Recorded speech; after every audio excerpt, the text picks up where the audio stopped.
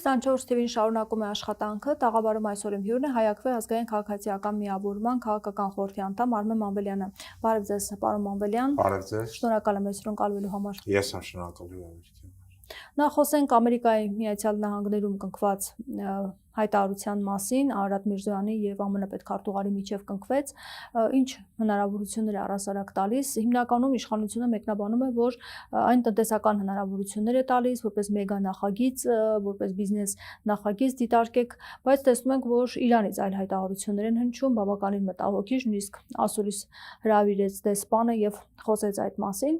Դուք առասարակ ինչպես կգնահատեք այդ փաստաթուղթը։ Նայեք, մենք կարծում ենք, որ խոսքը ոչ թե բիզնես նախագծի մասին, այլ քաղաքական նախագծի մասին է։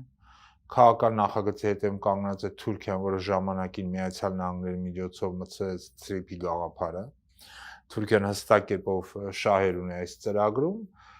բայց քանի որ իմանալով Հայաստանի բնակության ամեն դեպքում ռեակցիան, նրանք փորձում են դա անել Միացյալ Նահանգների մոտ, Միացյալ Նահանգների միջոցով, Միացյալ Նահանգները ունի իր քաղաքական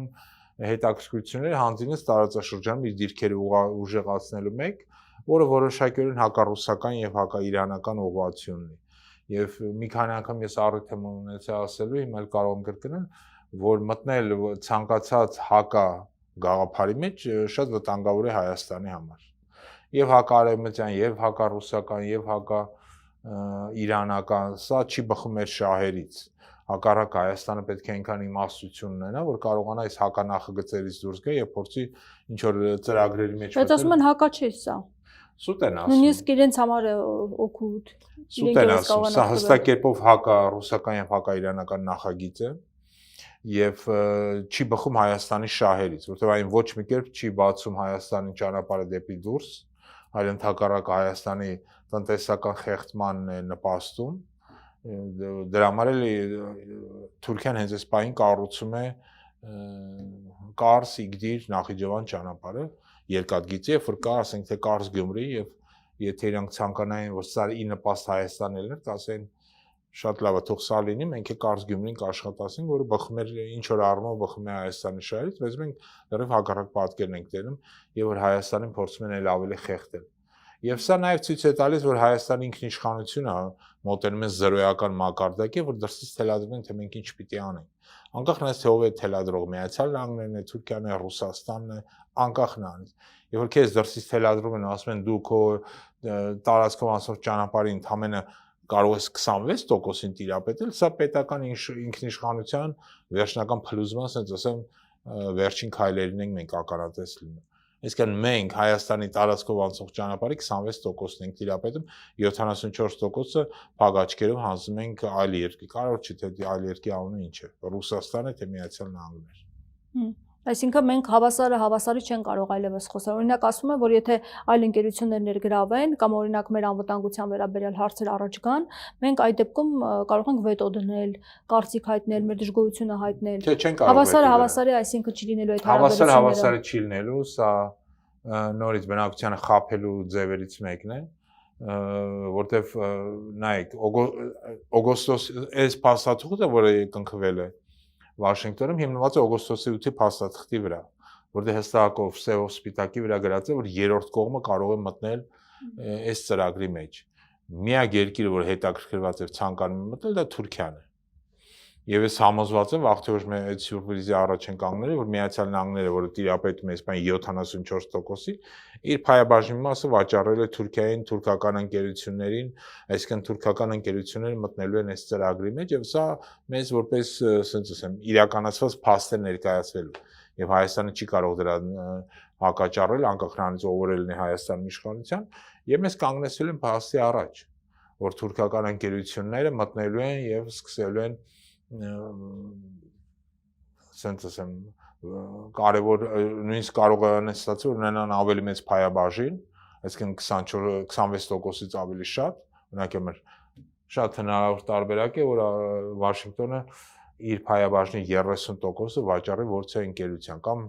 15-15 մասերի բաժանի երկու տարբեր ընկերություն, բայց որը իրականում նույն թուրքական շահերը ներկայացնող ընկերություն է։ Իսկ սա տարբեր սցենարներ են հնարավոր, բայց սցենարներից եւ ոչ մեկը Հայաստանի օգտին չէ։ Որոնք փաստում են եւս մի բան, որ Հայաստանը կորցնում է իր ինքնիշխանությունը հարավում, Հայաստանը կորցնում է հարաբերությունները Իրանի Իսլամական Հանրապետության հետ, Հայաստանը կորցնում է դեպի Իրան ունենալու իր ճանապարհը, Հայաստանը կորցնում է իր տարածքի վրա վերահսկողություն 100% վերահսկողություն հաստատելու հնարավորություն։ Հստակ կերպով ասված է, Հայաստանը հարավում ունենալու է 26%։ Թուրքիայի նախագահ Հական Ֆիդանը հայտարարությամբ էր հանդես եկել թրիփի հետ կապված, նա մասնավորապես նշել էր, որ փառք Աստծո տեսնում ենք, որ Զանգեզուրի միջանցքի կյանքի կոչվել է նաև Ադրբեջանի ուզածով է լինում, քանի որ ինչպես ասել ենք, այն կարևոր է միջին միջանցքի համար եւ շեշտել է, թե ռազմավարական տեսանկյունից, թե տարածաշրջանի ձևաչափով Նախիջևանի եւ Ադրբեջանի միջև ցամաքով միանալը շատ կարևոր է իրենց համար։ Ֆիդանը նաեւ նշել է, որ Հայաստանի արտգործնախարար Արադ Միրզոյանի Վաշինգտոնի այցի ընթացքում քննարկված Թրամփի ուղի կյանքի կոչելու ԱՄՆ եւ Հայաստանի միջև համաձայնագիրը ուսումնասիրվում է։ Դա մեր ասած Զանգեզուրի միջանցքն է, կան մի քանի տեխնիկական հարցեր։ Երեկ իմ հարգարժան գործընկեր Ջեյհուն Բայրամովի հետ մոտ 2 ժամ զրուցել ենք այս թեմայով, մեր նախագահին եւս տեղեկություններ են հայտնել։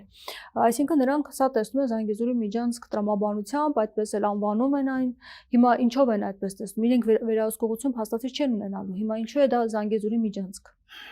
Նայեք, դա իսկապես Զանգեզուրի միջանցք է, ուզում եմ նաև եւս մի բան հիշեցնել, որ 22 շաբաթ առաջ դեկտեմբերի վերջին նույն գործող վարչախմբի գործընկերը Ալիևը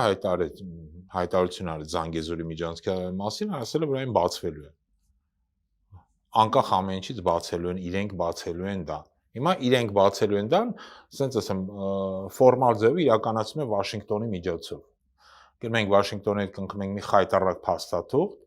որով Հայաստանը իր իսկ ինքնիշխան տարածքի ընդամենը 24%-ն է 26%-ին է տիրապետելու, մնացած 74%-ը մենք հանձնում ենք մեկ այլ երկրի, նույնիսկ եմ կնկնում, անկախ նրանից այդ երկրի անունը ինչ է։ Եվ ստեղծում ենք մի իրավիճակ, որի մասին նաև Ֆիդան անկեղծ կերպով հայտարարում է, որ սա մեր Զանգեզուրի միջանցքն է 1, սա Ադրբեջանին ձեռ է տալիս 2, սա միանշանակ նշանակում է, որ սա Հայաստանի շահերի դեմ քայլեր են։ Գործող քաղաքական ռեժիմ Հայաստանի շահերի դեմ քայլեր է իրականացում, որը նաև Հայաստանի ինքնիշխանության նվազեցմանն է գնում, ոնց որ ասեցի։ Այսինքն ստեղ ոչ մի բան չի փոխվել, ի տարբերություն այսօրվա մեր քաղաքական ռեժիմի պարագլուխներից, որոնք ստում են ու խաբում են։ Ֆիդան այս առումով շատ ավելի անկեղծ է։ Ասել է, որ այն բխում է Ադրբեջանի շահերից, ասել է, որ այն բխում է իրենց շահերից, ասել է, որ իրենք դա ողջունում են։ Ցանկացած փաստաթուղթ, որ դա հղում է արում Հայաստանի ներքին օրենքներին եւ միջազգային պայմանագրերը, եկեք հիշեք, Հայաստանի Հանրապետության գործող սահմանադրության համաձայն միջազգային պայմանագրերը, միջազգային իրավունքները գերակայություն ունեն Հայաստանի ներքին օրենքների նկատմամբ։ Իսկ երբ որ շեշտում են ներքին օրենքները, սա ընդհանրապես կեղծիք է, սուտ է, որով ցանկանում են ցույց տալ միջազգային իրավունքները եւ միջազգային պայմանագրերը գերակայ են։ Այսինքն կնքված ցանկացած միջազգային պայմանագիր ավելի գերակայ է լինելու, քան Հայաստանի ներքին օրենքները։ Հետաբար եկեք չխափնվենք էլի այս բառակապակցության վրա։ Խոսքը գնում է միջազգային օրենքներով, միջազգային պայմանագրերով վերահսկող տարածքի մասին, որը դուրս է Հայաստանի օրենքներից, Հայաստանի տարածքից։ Եվ ցանկացած վեճ որ լինի, դա չի որոշվելու Հայաստանի օրենքներով եւ Հայաստանի դատական համակարգով։ Դա որոշվում է միջազգային իրավունքով, միջազգային դատական համակարգով Հայաստանի Հանրապետությանից դուրս։ Արդեն միայն այս մոտեցումը հստակ կերպով ցույց է տալիս, որ մենք խոսք ունենք Հայաստանի տարածքի նկատմամբ դրսից վերահսկողության հաստատման մասին։ Մենք գործ ունենք Հայաստանի նկատմամբ որոշակի գաղութատիրական իրավունքների հաստատման մասին, այսինքն Հայաստանը կամավոր կերպով երեք ստորագրել է մի փաստաթուղթ, որը սկսում է Հայաստանի տարածքի գաղութացումը։ Եկեք սա ֆիքսենք, էլի։ Չխափվենք այն գեղեցիկ բառերին Հայաստանի ներքին օրենքները եւ այլն եւ այլն։ Այդ ներքին օրենքներից հետո ասում է եւ միջազգային իրավունքով։ Հենց այդ միջազգային իրավունքն ու միջազգային պայմանագրերն են լինելու գերակա։ Հիմա դուք վտանգ եք տեսնում, որ ոչ միայն Հայաստանը կվերահսկի, այլև այլ երկրներից։ Հստակ ասում Հայաստանի վերահսկողությունը 26% է։ Վերջ, մնացածը մոռացեք։ 74%-ը տրվում է Վաշինգտոնին, Վաշինգտոնը օգոստոսի 8-ի փաստաթուղթով իրավունք ունեն հանձնել նաև երրորդ կողմին հրավիրել, ու քանի որ ինքը ունի բայց փոխհամաձայնությամբ։ Դե պարտադիր փոխհամաձայն, բայց փոխհամաձայնության մասը հայկական կողմի կազմում է 26%, եկեք այդ 26%-ը ֆիքսենք էլի չմոռանանք։ Ինքը 26%-ով կարա դրան դեմ լինի, Վաշինգտոնը կարող է 74%-ով կողմել։ Հիմա ըստ դες ով կհաղթի այս բանավեճը։ Պարզան նա ով տիրապետում է 74%-ին։ Իսկ Հայաստանը ինքը կամավոր կերպով գնացել է այդ գաղութային փաստաթուղթը ստորագրել եւ 74%-ը իր իրավունքի հանձնել է երրորդ կողմին։ Նորից եմ կրկնում, անկախ նրանից դա Վաշինգտոնն է, դա Մոսկվա է, դա Բրյուսել է, չէր կարելի sense փաստաթուղթ ստորագրել։ Սա Հայաստանի գաղութացման փաստաթուղթ է։ Եվ նաև շատ վտանգավոր եւս մի բան է ստեղծվում, երբ որ այդ ճանապարհի նկատմամբ ցանկացած միջազգային ձևով իրավունքի հաստատման փորձ, օրինակ Վաշինգտոնը մի, չգիտեմ, ինչ որ մի պայ մի դիրքորոշում է որդեգնում, որը մեր շահերից չի բխում։ Ինչպես ենք մենք դա վիճարկելու։ Միջազգային դատարանները, պարզորեն միջազգային դատարանները մենք չենք կարող հաղթող լինել, որովհետև այս համակարգի փայաբաժինը, ամենամեծ փայաբաժնի տերը հենց Միացյալ Նահանգները, մենք ինքներս ենք փաստորեն 3 գաղութացման, Հայաստանի գաղութացման առաջին պայմանագիրը ստորագրել։ Որտեվ եթե դուք նայեք, ասենք թե նույն Միացյալ Նահանգները, նույն Մեծ Բրիտանիան, սանից 100-150-200 տարի առաջ ոնց են մտնում տարբեր երկրներ, կտեսնեք բառացի նույն ձևի։ Գալիս էին կնքում են թվացյալ լավ պայմանագիր, բայց որ ասում են այդ պայմանագրով մենք ձեր մոտ ներդրումներ կանենք, սա կանենք, այս կանենք, բայց վերահսկիչ փաթեթը պետք է գտնվի մեր ձեռը։ Եվ այդ վերահսկիչ փաթեթ կոչվածը լայն հնարավորություն եւ բացում Մեծ Բրիտանիային մտնել Հնդկաստան, մտնել Ինդոնեզիա, մտնել աֆրիկյան այլ երկրներ։ Հիմա մեզ վերաբերում են որպես բանանային պետության, եւ իրանք կամաց-կամաց սկսում են մտնել Հայաստանի տարածք, տարածքներ են վերցնում, վերահսկողություն են ասում,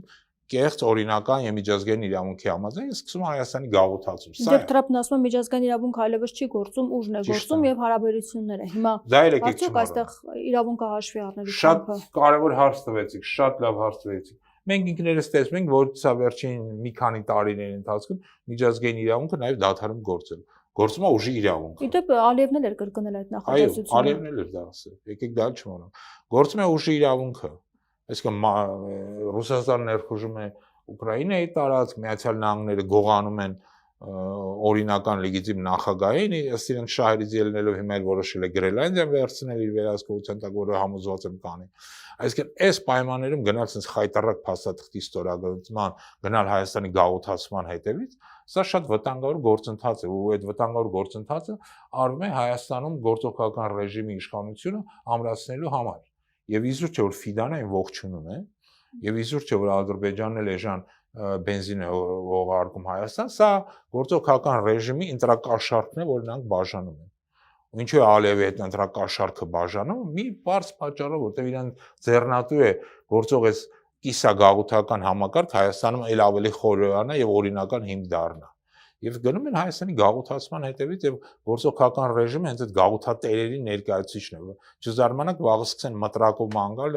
շարժվել Երևանում եւ սկսեն հարվածել եւ ծեծի ենթարկել բոլոր նրանց, ովքեր համաձայն չլինեն գաղութացման այս քաղաքականությանը։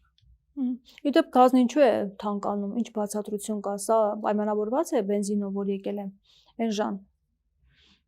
Խոսում է, որ գազը շատ է թանկացել, հեղուկ գազը։ Հա, ես ճիշտ եմ դժվարանում եմ ասում հեղուկ գազի թանկացման պատճառների մասին։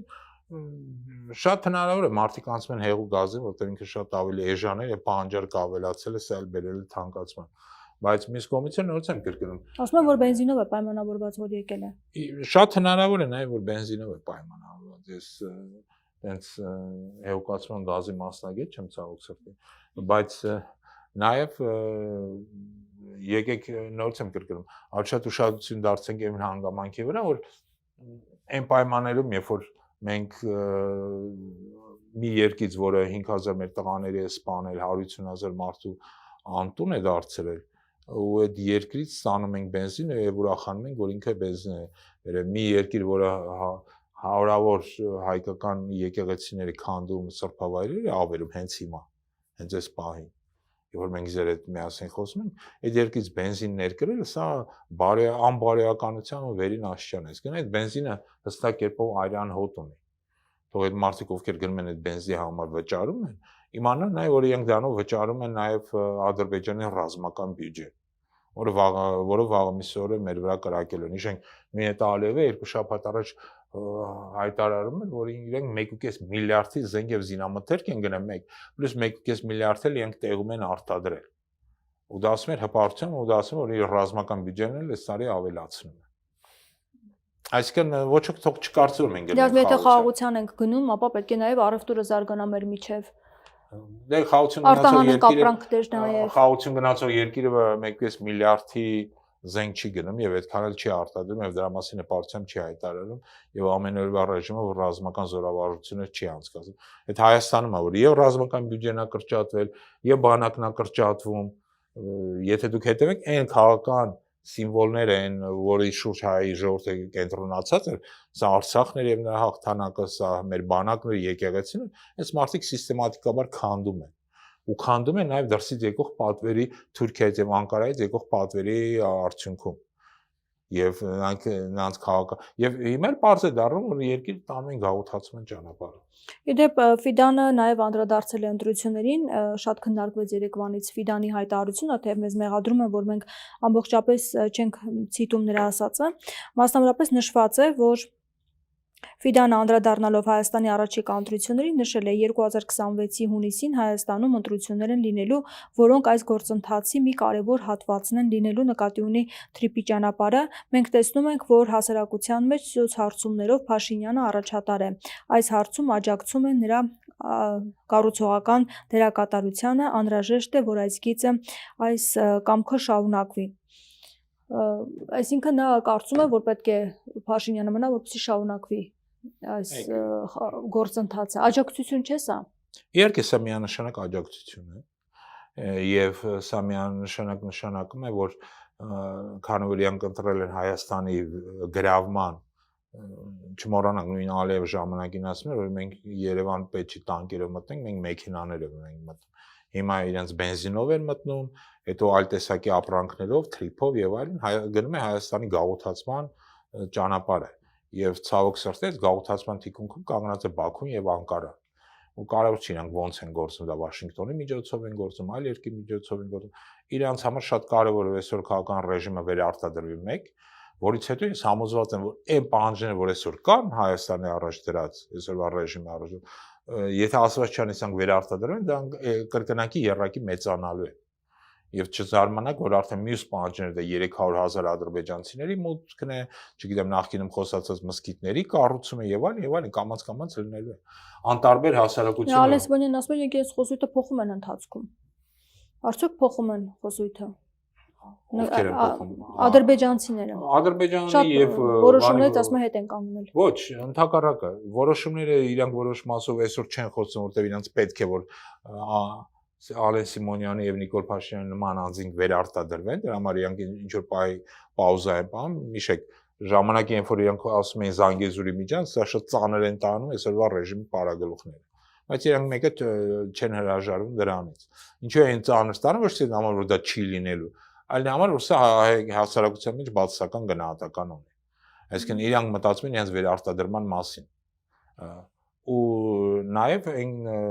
ընտրակաշարքը, որ այսօր Ալիևը բաժանում է հանձինս էժան գազի, էժան բենզինի, այս քաղաքականությունը շարունակվելու է։ Իրանք տարբեր ձևերով են դա անելու։ Բայց նրանք ուղիղ աջակցություն չեն կարող ցույց տալ, այս կերպ են աջակցում։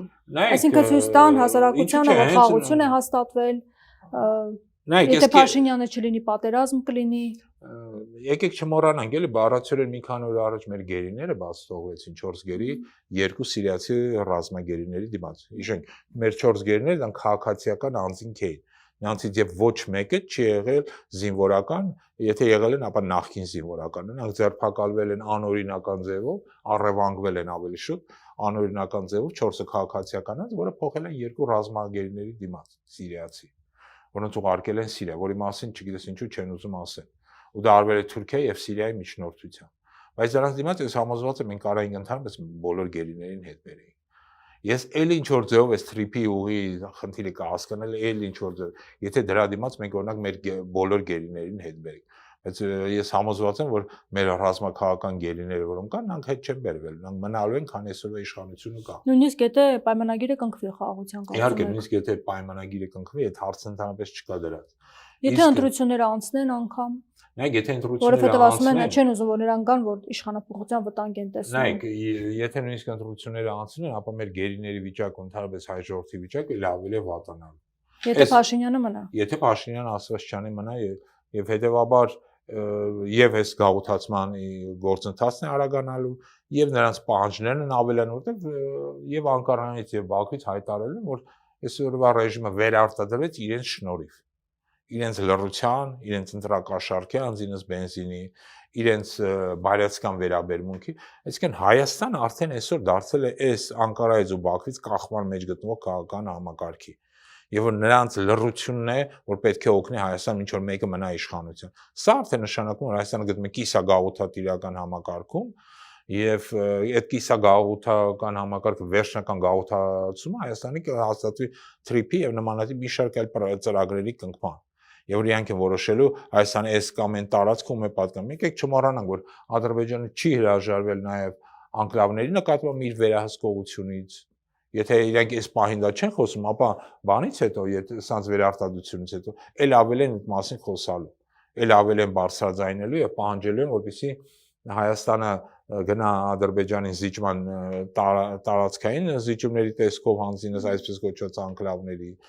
նպատակն է Հայաստանը հնարավորինս փոքրացնելու, Հայաստանի ճանապարհային երկաթգծերի նկատմամբ վերջնական վերահսկողություն հաստատելու եւ Հայաստանը վերածելու ասենց ասեմ սերվիսային մի տարածքի, որը պետք է իրենց, չգիտեմ, ճանապարհները, իրենց մեքենաները սպասարկի իրենց տարբեր։ Բայց հնարավոր է Թուրքիայի սահմանները բացվեն, որովհետեւ այդ մասին Ալիևը խոսել էր, ասել էր խաղաղություն է հաստատվում, Թուրքիայի հետ էլ սահմանները կբացվեն, ի վերջո ասել էր, որ Հայաստանը շրջափակումից դուրս կգա։ Նայեք, եկեք ոնց է ասում, ամբողջական ցիտենք։ Իրանք ասում են, իրանք պատրաստ են Հայաստանի հետ սահմանները բացեն, եթե Հայաստանը ամբողջովին կատարի Ադրբեջանի բոլոր պահանջները։ Իսկ Ադրբեջանի բոլոր պահանջները եկեք չմոռանանք, դա սահմանադրության փոփոխություն է, սահմանադրությունից հռչակագրի դուրս բերում ավելի շուտ։ Դա 300,000 ադրբեջանցիների մուտքն է Հայաստան, եւ դա այսպես կոչված անկլավների նկատմամբ վերահսկողության հաստատում են։ Իսկ ով է ասում, որ դրանից հետո Ադրբեջանը չի ավելացնի իր պահանջները։ Եվ ամեն անգամ Թուրքիան ասել է, թող Ադրբեջանը, թող Հայաստանը կատարի Ադրբեջանի բոլոր պահանջները, մենք կբացենք սահմանները։ Որտեւ այդ սահմանները կբացենքն էլ դեռ պետք է դրվի քննարկվի, հասկանանք, ինչքանով է դա մեզ ձեռնատու, արդյոք դա կբերի առևտրաշրջանառության ուժը մեծացման, թե դա կբերի Հայաստանի տնտեսության գյուղատնտեսության օրինակի համար ոչնչացմանը, եւ որ էժան թուրքական գյուղատնտեսական ապրանք, ոնց որ էժան գազն է, էժան բենզինն է ներմուծում, տենց կգա եւ կստիպի հայ գյուղացուն ընդհանրապես հրաժարվել գյուղատնտեսությունից եւ այլն։ Իսկ սրանք լիքը հարցեր են, որոնց պատասխանները այսօրվա քաղաքական ռեժիմի օգնում միմիայն բացասական են։ Ասում եք Աստված չանի, որ Փաշինյանը վերընտրվի, ինչ է անում ընդդիմությունը այս առումով, կամ արդյոք բավարար է այն ամենը, ինչ արվում է։ Նայեք, ես ամբողջ ընդդիմության անունից չեմ կարող խոսել, բայց որպես հայաքվե միավորման քաղաքական խորհրդի անդամ ես կարող եմ ասել, որ օրինակ եմն մենք գտնում ենք, որ պետք է գնա ստեղծի լայն կոալիցիա ընդդիմադիր ուժերի, եւ այդ լայն կոալիցիան ես համոզված եմ կարող է գեներացնի եւ իր շուրջը հավաքվի բոլոր այն քաղաքական ուժերին, արտախորհրդարանական ես նկատում եմ, որոնք դժգոհ են այսօրվա ռեժիմից, որոնք հասկանում են, որ առանց փոփոխության երկիրը առաջ չի գնա,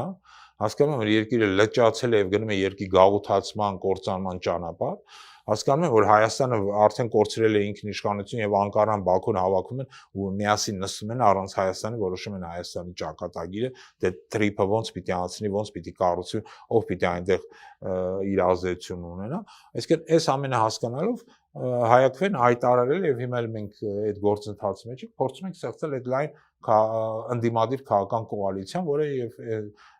որի մասին դեռ վաղ է հայտարարել, բայց ես համոզված եմ, որ առաջիկա մի քանի շաբաթների ընթացքում դրա մասին նորություն։ Այսինքն կան ուժեր, որոնց հետ արդեն հանդիպում եք, խոսում եք, քննարկում եք։ Այո, մենք գնացել ենք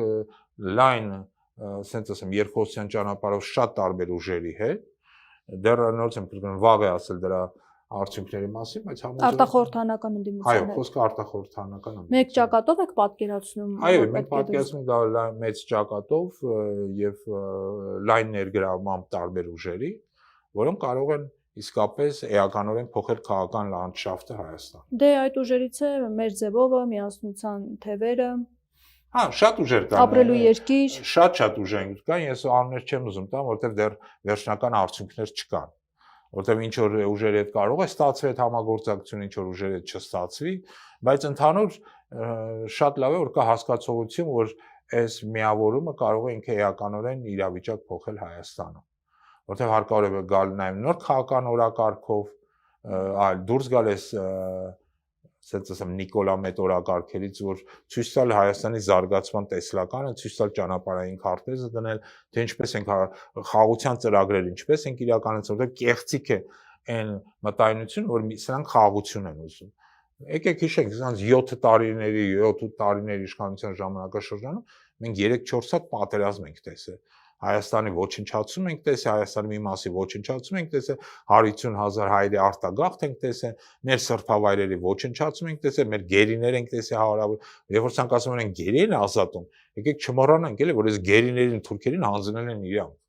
Իրենց քաղաքականության արդյունքում այս մարդիկ գերության մեջ հայտնեն։ Չլինեն սրանք, չլինի ոչ այս պատերազմը, ոչ այս զոհերը կլինեն, ոչ մեր գերիները կլինեն։ Դա համար իրանք ոչ թե գերի են ազատագրում, այլ իրանք հայերին գերի են հանձնում եւ հիմա չզարմանաք, որ այս ընտրություններից եթե ասված չունենք վերարտադրել, իրանք սկսեն հայ մարդկանց գերի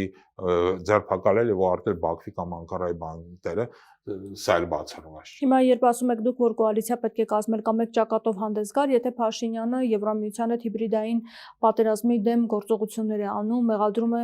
ուժերին, քաղաքական տարբեր ուժերի, որ Ռուսաստանի ազդեցության տակ են, գործակալներ են, այս դեպքում ինչ է լինելու։ Նայեք, ես ուզում եմ այդ առումով շատ լավ հարց տվեցիք ասեմ։ Կեղծիք են լուրը, որ իբրև սրանք հակառուսական են։ Սրանք շատ լավ է ռուսամետ քաղաքական ուժեր են, գործող քաղաքական ռեժիմը անձնից իր պարագայում, որը տարվա մեջ մի քանի անգամ գնում է Մոսկվա, հանդիպում է Ռուսաստանի նախագահի հետ եւ փորձում է ինչ-որ հարցերով համաձայնություն։ Դե տնտեսական հարցում ԵԱՏՄ-ում համաձայն են։ Պլյուս տնտեսական իրավիճակը Հայաստանի այս ընթացքում փոխվել է ռադիկալ կերպով եւ մեր կախվածությունը Ռուսաստանից սրանց օրոք էլ ավելի է մեծացել է ոչ թե տոկոսներով, այլ անգամներով։ Եվ նաեւ սուտ է, որ սրանք իբրև արևմտամետ են։ Գործող քաղաքական ռեժիմը թուրքամետ է, եկեք սա հստակ կերպով ֆիքսենք։ Իրանք ոչ հակառուս են, ոչ արևմտամետ են, իրանք թուրքամետ են եւ Թուրքիայի քաղաքական օրակարգն են Հայաստանում տանում։ Սա է հստակ իրանց դիրքորոշումը։ Մնացածը կեղծիք է, փորձում են սա թաքցնել տարբեր մանիպուլյատիվ հայտարարություններ եւ այլն, որ ասել է, որ իրանք արևմտամետ են եւ հակառուս են։ Ոչ, սրանք ոչ հակառուս են, ոչ էլ արևմտամետ են, սրանք թուրքամետ են։ Բայց ամեն դեպքում նրանք ստանձնել են այդ պայքարը, փաստորեն։ Հիբրիդային պատերազմները կանխելու Հայաստանում։ Այսպես կոչված հիբրիդային պատերազմները եւ Եվրամիությունը օգնում է նրանց կանխելու գումարներ է տալիս։ Իրանք փորձում են Եվրամիության աջակցությունը ստանալ տարբեր ֆինանսական հոսքերի տեսքով, որը որպես կաշառք բաժանվել է բնակչությանը, որ փորձելով այդ կաշառքի միջոցով նաեւ այդ կոռուպցիա։ Ես նկատում եմ կարող ուժեր լինեն, որ թույլ չտան մասնակցեն, ինչի մասին շատ է խոսվում։ Գիտեք, շատ հնարավոր է, այսպես կոչված այս կեղծ մոլդովական սցենարը, որ առաջ են տանում, որ Մոլդովայում ընդդիմադիր շատ ուժերի ուղղակի վերջին պահին արգելեցին մասնակցել, եկեք չբացառենք, որ սա էլ է հնարավոր։ Սա էլ է հնարավոր տարբերակը, որ Հայաստանում վերջական գաղութատիրական համակարգ հաստատվի, շատ հնարավոր է որոշ ընդդիմադիր ուժերի տարբեր կեղծ մեղադրանքները ուղղակի արգելեն մասնակցելու ապագա ընտրությունները, սա սցենարներից մեկն է։ Շնորհակալ եմ զրույցի համար։ Ես եմ շնորհակալ։ Զրուցակիցս Հայ-Ակվե ազգային քաղաքացիական միավորման քաղաքական խորհրդի անդամ Արմեն Մանվելյանն էր։ Շարունակեք մեզ հետևել, կհանդիպենք։